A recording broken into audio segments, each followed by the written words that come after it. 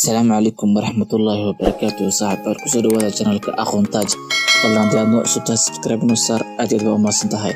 ما أنت عشر كيناني وهم قاندونا سيدا جاريشان أدرك سيد كوميديت كوميديت أنا كون كوميديت وسعسينو هل كو بميديت بديح أنا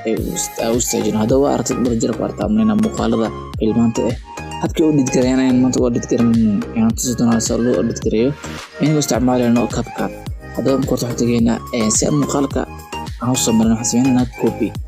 muuqaalku aan soo dhiganayo aan hooskiisano kadib waxaan tagayna meel ku qortay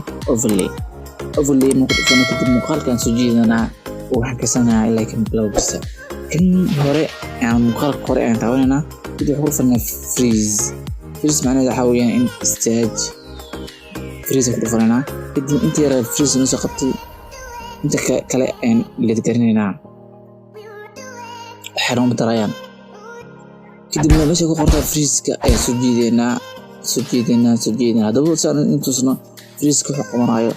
waa inaan muuqaalka koowaad aan xoogaa turjino si aan intuusna kan hore u soconayn kale marka ma soconaa saartid alafa soo cishirina si aan soo dhiganana hadda waxaan guud galinaa shaqadii ugu yimid waxaan tageynaa meesha ay ku qoran tahay mask waxaan inaan ka mid socodsiino kan bixinaan stage mask split ku qoran ku fanana split ku fanana kadib waxaan doonayaa in ushas jaalaha aan la sameyno udada kalbarkeeda saad artid macnaha waa la sameyn lahayd alafu waxa isku inaan dhanka kala bidixda soo rajino balanka bidixda soo rajino waa ku kaas kan bidixda hadda sad aragtid way la samaato waxa ku siinaa meesha ay kala baxda tahay aan ku sameynaa saartid gaarigaasha kuumita ay way socdaan halka bidix aysan socon hadaba maanta muuqaalka inta soo kooyay saaxiibayaal haddii aad cashar ka fahmin